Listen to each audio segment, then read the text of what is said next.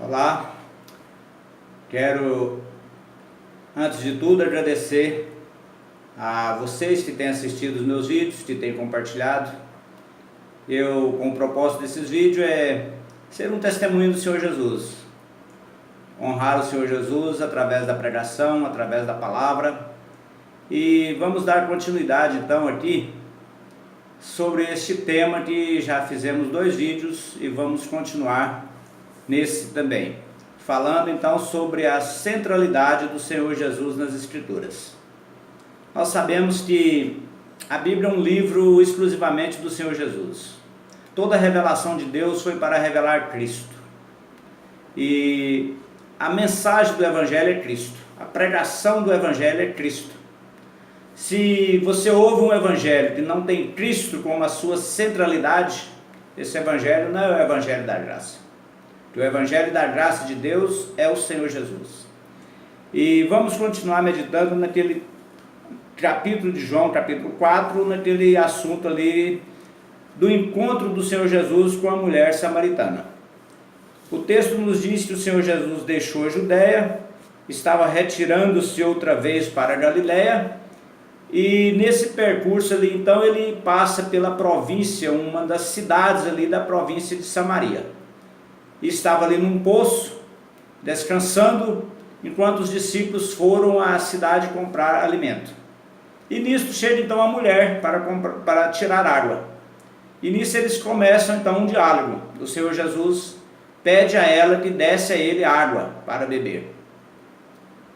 Aí ela, assustada com aquela situação, ela questiona: como sendo tu judeu, pede de beber a mim, que sou a mulher samaritana? Os judeus não se dão com os samaritanos. É muito interessante para nós entendermos o Novo Testamento, conhecermos a história do Velho Testamento. Então, por que os judeus não se entendiam com os samaritanos? Nós temos que voltar na história. Como nós falamos no vídeo anterior, sobre o Êxodo, quando as pessoas de Israel, os filhos de Israel, deixaram o Egito rumo a Israel, quando eles passaram então 40 anos ali no deserto, sendo desobediente, tentando a Deus, e Deus puniu aquele povo por causa da desobediência, mas houve então um remanescente que entraram na terra. E quando eles entraram na terra, que tomaram posse da terra, Deus fez várias advertências a eles. Está lá em Deuteronômio, está em Josué também, quando Deus chama aquele povo a atenção e diz: olha, vocês estão acabando de entrar numa terra que eu vos dei, terra que eu prometi a Abraão, Isaque e a Jacó. Vocês tomam posse dessa terra, mas vê que não me desobedeça, vê que tenha cuidado em cumprir todos os meus estatutos. E um dos principais mandamentos que Deus deu a eles foi a advertência sobre o perigo da idolatria, porque aquele povo estava tomando posse de uma terra que era habitada por 7 nações totalmente idólatra, pagã, que adorava vários deuses pagãos, e Deus não permitia que o seu povo corrompesse com aquela cultura idólatra, adorando assim os ídolos daqueles povos. E Deus disse a eles: olha, vê que vocês tenham cuidado para não fazer imagem de nada, representando nada que há no céu ou na terra, para colocar diante de vocês para ser adorado. Eu sou o Senhor. Cuidado para cumprir todos os meus estatutos e viver na terra que eu vos dei. Mas só que aquele povo, eles foram desobedientes. Eles corromperam e adoraram os ídolos daquelas nações pagãs que Deus estava tirando daquela terra como um juízo de Deus contra aquele povo, punindo aquele povo exatamente pelo pecado de idolatria que eles cometiam. Deus tirou aquelas nações diante do povo de Israel, o povo de Israel tomou posse da terra e mesmo assim se corrompeu com a idolatria daqueles povos. E os tempos passaram e veio o período dos reis. Quando foi no 3º rei, que foi Salomão, quando ele morreu, seu filho Roboão, que tomou posse no lugar do pai, causou uma divisão em Israel. E o reino se tornou dois reinos, a parte norte, que ficou sendo chamado de Israel, que a capital era Samaria, e a parte sul, que era chamada de Judá, que a capital era Jerusalém. A parte norte ficou 10 tribos, que seguiu Jeroboão, que foi um dos que causou também a divisão. E a parte sul, que ficou sendo Judá, ficou só 2 tribos, Judá e Benjamim, seguindo Roboão, que era o filho de Salomão. Mas vejam bem, aquela parte do norte, as 10 tribos, que ficou sendo Israel, que a capital era Samaria, eles tiveram, parece que 18 ou 19 reis. Todos os reis da parte norte foram infiéis a Deus. Todos os reis foram reis perversos, totalmente idólatra, totalmente corrupto, fizeram grande perversidade diante de Deus, os reis do norte.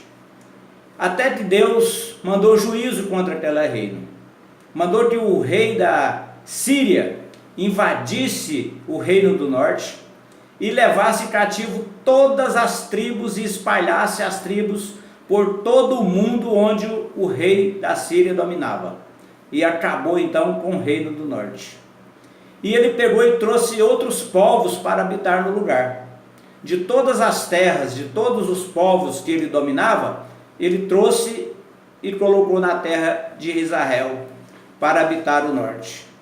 E aquele povo então vieram para habitar ali e trouxeram também os seus costumes, os seus deuses, as suas idolatrias, os seus pecados, e juntou ali no reino do norte então pessoas de várias nações, e cada um com um costume, cada um com um ídolo, cada um com o seu Deus, e formou ali uma fé mística, um misticismo total. E as 10 tribos desapareceram, acabaram. Sobraram só as tribos do sul, as 2 tribos. Mas no ano 580 a.C., também para punir aquelas dois povos, 2 tribos que sobraram no sul, em Judá, Deus permitiu também que o rei da Babilônia levasse cativo todos os povos ali do sul também para a Babilônia. Também para puni-los pela sua desobediência, puni-los pela sua idolatria, puni-los pela sua falta de obediência aos mandamentos de Deus, deixando de cumprir os estatutos de Deus e seguindo as suas ideias, os seus costumes perversos que eles aprenderam com outros povos. E eles ficaram então cativos 70 anos na Babilônia. No final, Deus permite que eles voltem para a terra deles. E é interessante você observar que no final dos 70 anos, quando cumpriu o cativeiro na Babilônia, eles voltaram curados da idolatria. As pessoas que voltaram a habitar Judá, eles nunca mais adoraram ídolos. Eles foram curados da idolatria ali na Babilônia. Eles voltaram para a terra com o propósito único de adorar o único Deus. E eles não mais adoraram ídolos, até o dia do nascimento do Senhor Jesus. E por que então que houve uma desavença entre samaritanos e judeus? Quando eles vieram da Babilônia, eles foram reconstruir o templo. Eles foram reconstruir os muros da cidade, foram reconstruir a cidade de Jerusalém. E aqueles povos do norte, da Samaria, vieram e ofereceram ajuda para eles. E eles recusaram. Eles disseram: olha, vocês não têm parte conosco nesse reino. Nós servimos ao Deus eterno, nós servimos ao único Deus, e esse templo vocês não têm parte conosco, porque vocês são uma nação idólatra, pagã. Então houve ali uma desavença. O pessoal do norte, os samaritanos, começou ali uma grande perseguição contra o reino do sul. Uma grande perseguição contra a construção, impedindo que eles construíssem, guerreando com eles, mas não foi possível que eles impedissem, porque Deus era com eles, e eles reconstruíram o templo, reconstruíram a cidade, estabeleceram ali no sul, estabeleceram o culto verdadeiro a Deus, Então houve ali um rompimento de vez com a parte do norte, porque era a parte de Samaria e era um povo idólatra, diziam que adorava a Deus, mas não deixava os seus ídolos, de modo que eles adoravam a Deus, mas através dos ídolos. E essa adoração a Deus através dos ídolos, o nosso Deus não aceita, porque Ele é Deus único, santo, e a adoração a Ele é em espírito e em verdade, não é através de objetos criados, não é através de outros nomes que se colocam diante de si para ser adorado. Por isso é que a mulher questiona aqui: vocês judeus dizem que é em Jerusalém que é lugar de se adorar, os nossos pais dizem que é nos montes que adoramos. E aí Jesus disse: mulher, podes crer-me, que nem nesse monte e nem em Jerusalém, porque os verdadeiros adoradores adoram o Pai em espírito e em verdade, e são estes os adoradores que o Pai procuram para o adorarem. Então vejam bem aqui, o Senhor Jesus chega e revela para aquela mulher quem Ele era, e aquela mulher entendeu, porque o texto diz que ela foi à cidade, testemunhou de Jesus, as multidões vieram, ouviram Jesus e converteram e creram no Senhor Jesus. Porque quando ela questionou que o Senhor Jesus não tinha água, não tinha com que tirar, porque o poço era fundo, o Senhor Jesus disse a ela: se você, mulher, conhecesse quem é que fala contigo, se você conhecesse quem é o que te pede água, você me pediria e eu te daria água viva. E ela pediu: Senhor, então me dá mais dessa água, porque me dá dessa água, porque aí eu não preciso vir aqui buscar e nem mais terei sede. E o Senhor Jesus estava falando era da água espiritual, é daquela água que você bebe no conhecimento de Deus, entendendo que Jesus é a água da vida, a água que alimenta, e você não tem mais sede espiritual, você não tem mais secura espiritual, é aquela água espiritual, é a água do entendimento, que abre o seu entendimento para conhecer o verdadeiro Deus, que abre o seu entendimento para você libertar da idolatria e do pecado. O Senhor Jesus revela para aquela mulher então quem Ele era. Mas o Senhor Jesus revelou também em João 6 como o pão que desceu do céu, o pão que alimenta, o pão que sacia a sede, sacia a fome, o pão que alimenta e que dá vida àquele que come desse pão. Portanto, o Senhor Jesus, Ele é a perfeita revelação de Deus, que veio para dar vida e dar vida em abundância. Ele se revela como a água da vida, como o pão da vida. Ele se revela como a luz do mundo, a luz que vindo ao mundo ilumina todo homem. Ele se revela como a porta, em João 10, a porta onde as ovelhas entram e saem. O que significa isso? Quando você entra em Jesus, passa pela porta que é Jesus, você sai do pecado, você sai da ignorância, você sai da idolatria, você sai das trevas, você sai da morte para a vida. Então Jesus é essa porta que Deus abriu para você. Jesus é a porta que Deus abriu para você ter vida, sair da morte, sair das trevas, sair do pecado e ter vida e vida em abundância. O Senhor Jesus é toda a revelação de Deus. A Bíblia é um livro que nos fala de Jesus, de Gênesis a Apocalipse. Os profetas falaram de Jesus, os salmos falam de Jesus, os anjos anunciaram Jesus, os apóstolos pregaram sobre Jesus. Basta você ler Atos dos Apóstolos, leia as cartas dos apóstolos, eles proclamam Jesus. Jesus disse: eu sou o caminho, a verdade e a vida, e ninguém vem ao Pai senão por mim. O Senhor Jesus é tudo. O Senhor Jesus é o plano perfeito que Deus traçou para salvar o homem. Deus só aceita adoração através de Jesus. Deus só te recebe se você for a Ele através de Jesus. Jesus diz: quem vê a mim vê o Pai.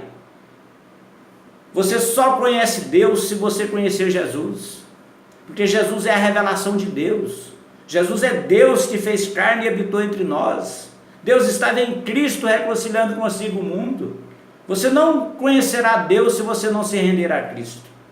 Você nunca se chegará a Deus se você não confessar a Jesus como Senhor e Salvador. E confessando Jesus como Senhor e Salvador, você tem que saber que Ele é o único nome entre você e Deus. Pedro diz em Atos que não há outro nome dado no céu e nem na terra pelo qual importa que sejamos salvos. Só Jesus. Abra seu coração. Deixe a sua tradição religiosa. A tradição religiosa só tem valor se for uma tradição baseada na Bíblia. Porque a Bíblia é o livro dos cristãos. Se você quer ser um religioso, seguindo outro nome a não ser o nome do Senhor Jesus, você tem que fazer igual aos muçulmanos, arrumar outro livro para você basear a sua fé. Porque se você crê em Deus, se você crê em Jesus, e se você quer ter a Bíblia como única regra de fé e prática, você só pode adorar o Senhor Jesus. E a sua adoração a Deus só terá valor se você adorar através do Senhor Jesus. E para isso você não precisa ver, não precisa colocar diante de você objetos religiosos, não precisa colocar entre você e Deus outro nome que não seja o nome do Senhor Jesus. As suas orações só serão ouvidas se for através de Jesus. Portanto, amados, rendam-se a Jesus, conheçam a Jesus, leia a Bíblia, medite profundamente nessa palavra, peça a revelação do Espírito para você abrir a sua mente, abrir o seu entendimento, e aí você crê e confessa o Senhor Jesus para a salvação. Porque a Bíblia diz que todo aquele que crer e confessar será salvo. Mas tem que crer e confessar da maneira como a Bíblia nos ensina. Senão você estará perdido. E se você chegar diante de Deus sem ter constituído o Senhor Jesus como seu Senhor e Salvador, você sofrerá o juízo da condenação de Deus. Que Deus possa ter misericórdia de nós e que tenhamos um coração aberto para ouvir a voz de Deus e seguir a Jesus Cristo em obediência. Entre no canal do YouTube, Benjamin Garcia de Mello, assista os outros vídeos que estão lá, se inscreva no meu canal, compartilhe esse vídeo com os seus amigos e grupos, para que mais pessoas possam ver. Vamos testemunhar de Jesus, vamos proclamar a Jesus, através da internet, da mídia, que chega a todos os cantos da terra, que é um ótimo meio de divulgar a palavra de Deus. Mas infelizmente tem muitas coisas erradas. Mas vamos olhar para o lado bom das mídias sociais e usar para a glória de Deus. Amém?